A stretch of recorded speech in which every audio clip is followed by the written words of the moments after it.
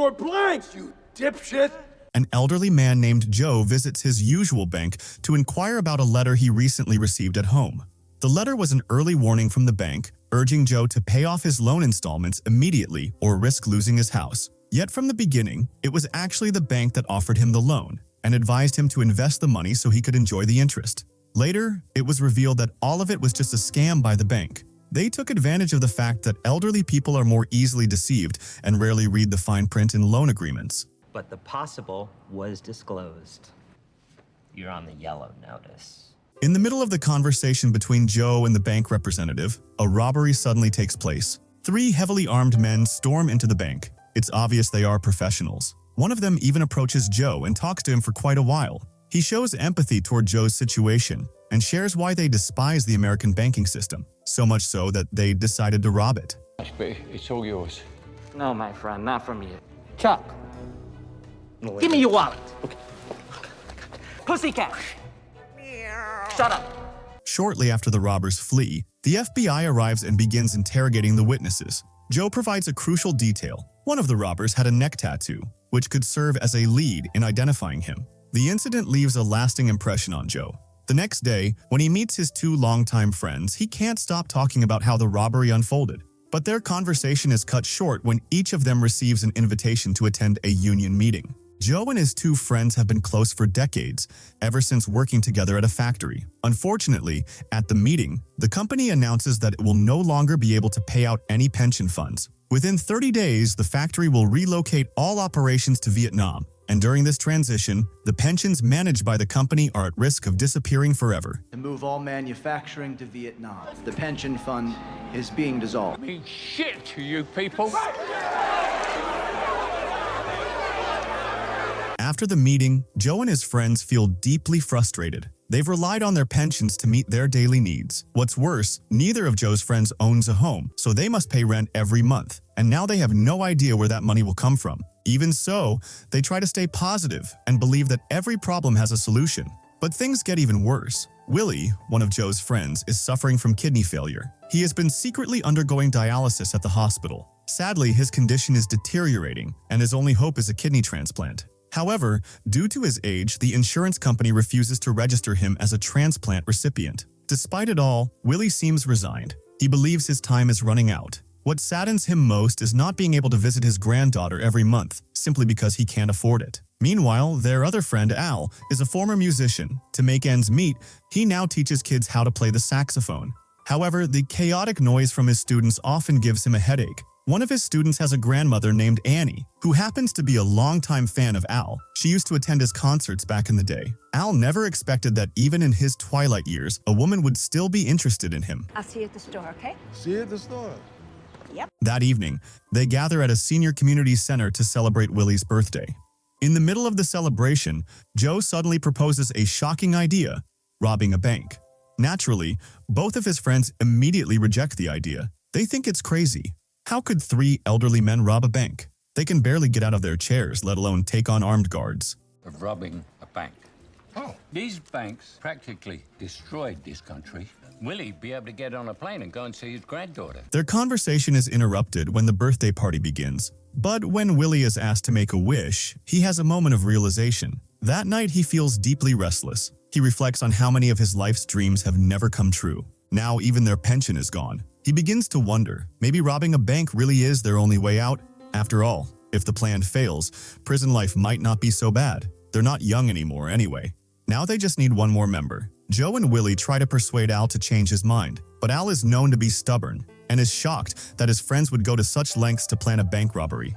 Would you want to go out with a bang? What exactly is happening here? Sweet dreams. And don't call back. The next day, Joe and Willy take Al to a supermarket. Unbeknownst to Al, this is a test run. Joe and Willy genuinely plan to rob the store as practice for the main event, the bank heist. Joe and Willy sneak groceries into their clothes one by one. Al, who still finds the idea absurd, decides to watch them from a distance. Things get complicated when Annie, the woman who secretly admires Al and works at the supermarket, keeps flirting with him, distracting him from what's going on. Even though the store had several guards, none of them suspected that the 2 elderly men were in the middle of committing a theft. Joe and Willy successfully smuggled out all the stolen groceries. However, just as they were about to escape, Al was still busy chatting inside the store. Left with no choice, Joe stole a scooter to use as a getaway vehicle. A wild chase ensued. The two elderly men tried various ways to evade the guards. Unfortunately, their attempt nearly ended in disaster when a bus came speeding by and almost hit them. Don't make another move! The store manager was left baffled by the incident. He couldn't believe that 3 senior citizens had dared to steal from his store. And the strangest part was, they didn't even take anything valuable, just groceries. Because of that, instead of turning them in to the police, the manager chose to let it slide. However, the event only made Al more frustrated, and he decided to go home early. Don't touch my car, don't get in the car. Meanwhile, Joe began to realize that robbing a bank wouldn't be possible without help from an expert. Joe then approached his former son-in-law, Murphy, who now made a living selling marijuana and was once part of a criminal gang. Joe wanted to ask if Murphy knew someone who could help them with the heist. The next day, the 3 friends gathered again at a restaurant. Al was still annoyed about the crazy stunt they had pulled the day before. But then, news came out confirming that their pension funds would never be paid. That was the turning point for Al. He felt the need to fight back against this injustice and finally agreed to join the bank robbery plan. I want to rob that bank. Let's go get our money back. Following Murphy's recommendation, Joe met a former professional bank robber who now owned a pet store. His name was Garcia. Joe bribed Garcia with a bag of marijuana and promised a fair share of the loot. Initially, Garcia doubted the plan, but Joe's sincerity and determination eventually won him over. It's important to note that these 3 elderly men weren't real criminals. They were just trying to reclaim what was rightfully theirs. Joe even insisted that they would only steal the amount equal to what they were owed in pensions. If they ended up with more than that, the rest would be donated. They had a deadline of 20 days because after that, Joe's house would be repossessed by the bank. Garcia then began training them with thorough preparations, gathering intel about the bank and its staff, mapping out the building layout, planning escape routes, and crafting airtight alibis. They needed to be ready to answer any questions from the police if they became suspects. Conveniently, on the day of the planned heist, there would be a senior citizen carnival, a perfect cover for their alibi. Garcia gave them a strict 5-minute limit to complete the robbery before the police could arrive, so they practiced over and over, simulating the heist until they could execute it precisely within the time limit. They also learned to use firearms, not to hurt anyone, but just in case the situation escalated. For the worst-case scenario. Stand guard, keep watch. As the big day approached, Joe and Willy began to feel the nerves. They tried to keep each other calm and prepare as best as they could. Joe, who had been taking care of his granddaughter daily, making breakfast and walking her to school, started to worry about what would happen to her if he got arrested. So he began training Murphy on all the responsibilities he would need to take over if Joe ended up in prison. Do you have cancer or something? Go make something of yourself. My business is my business, kid. All right. Finally, the day arrived. That morning, the 3 elderly men were already at the carnival, each taking on a cover role. Joe worked the ticket booth, Al handed out cotton candy, and Willy stood watch at the haunted house. At exactly 2:30 p.m., they changed outfits and got ready to begin the heist. Ladies and gentlemen. Hit the dirt, big guy! Put that gun away! Get moving, Blue Eyes! Here we go. Surprisingly, Al, who had been the most resistant to the plan from the beginning, ended up being the most convincing. His performance frightened both bank staff and customers, who quickly hit the ground. Meanwhile, Joe and Willy moved according to plan, collecting money from each register. But things took a turn when Willy got distracted by a small child. The mask he was wearing made it hard for him to breathe. This moment of vulnerability gave one of the bank employees the chance to hit the emergency button, while the manager quietly picked up a gun from the floor and threatened to shoot. Fortunately, he was so nervous that every shot missed. You're a shit shot, pal!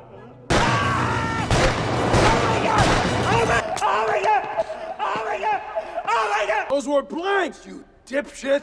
Despite the chaos, Joe and his friends managed to escape the bank right on time. However, their mission wasn't over yet.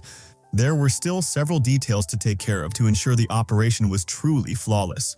Later that night, the 3 of them had dinner together at a fancy restaurant to celebrate their success. But the joy was short-lived. On the way home, Willy's health took a sharp downturn. All this time, Willy had kept his kidney disease a secret. Neither Joe nor Al had known. If they had, they would have done anything for their friend, even donate a kidney if needed. I would have given you my kidney last week. We're friends, Willy. Well, let us do it. Okay? Meanwhile, the FBI began to uncover new leads after reviewing CCTV footage from the robbery. The footage was distributed to various television stations, and by coincidence, the manager of the convenience store they had previously robbed recognized a resemblance between Al and one of the suspects. He immediately reported his findings to the FBI. The next day, Joe, Willy, and Al were taken into custody for interrogation. Despite being under pressure, the three remained remarkably calm as they answered every question posed by FBI agent Hammer. Surprisingly, the alibi they had prepared was incredibly thorough and nearly flawless. They had deliberately followed their usual routines on the day of the robbery to avoid raising suspicion among those around them. Although they had left the carnival for about an hour, they had prepared a strategy to make it appear as though they had never left. Even when the FBI tried to gather information from witnesses at the carnival, the effort proved fruitless, as most of the witnesses were elderly, either forgetful or mentally unwell. Furthermore, all incriminating evidence had already been destroyed. The stolen money had been handed over to Garcia to be laundered. As it turns out, there was a specific reason they used a minibus during the heist. It was originally used to transport carnival participants and had been stolen by Willy during the event. After the robbery, they returned straight into the crowd, reinforcing the illusion that they had never left the carnival grounds. We made love twice. Walk my granddaughter to school, like I do, every day. I go there. Couple of times a week at least. Still, the FBI did not give up. They brought the three men to a hospital and lined them up in wheelchairs for identification by a young boy who had briefly seen Willy's face and wristwatch during the robbery. Although the boy recognized the real culprit, he chose to lie, charmed by Willy's kindness during the incident. As a result, Agent Hammer lost his key witness and had no solid grounds to hold them any longer. Joe, Willy, and Al were ultimately released from all charges. Sometime later, Garcia visited Joe to hand over the laundered money. However, he refused to take any portion of it, saying he had helped them out of sympathy. It was then revealed that Garcia was the masked robber who had appeared at the beginning of the film. The same man who also despised the American banking system. As they were talking, Agent Hammer suddenly showed up again, this time to return Joe's wallet, which he had left behind in the interrogation room. The moment was tense, especially since Garcia had just admitted to laundering the stolen money.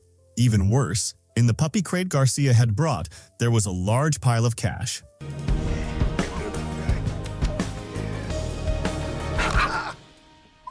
You have a dog now, Agent Hammer? Fortunately, Agent Hammer noticed nothing and left shortly after. As they had promised from the start, any extra money from the robbery would be donated. But instead of giving it to strangers, Joe chose to help other elderly people who were struggling financially. The friendship between Joe, Willy, and Al was truly remarkable. They were even willing to donate a kidney to save one another. Sometime later, the three were seen together at a special event, the wedding of Al and Annie. Who would have thought that Al would get married in his twilight years? And with that moment, filled with laughter and joy, their story comes to an end.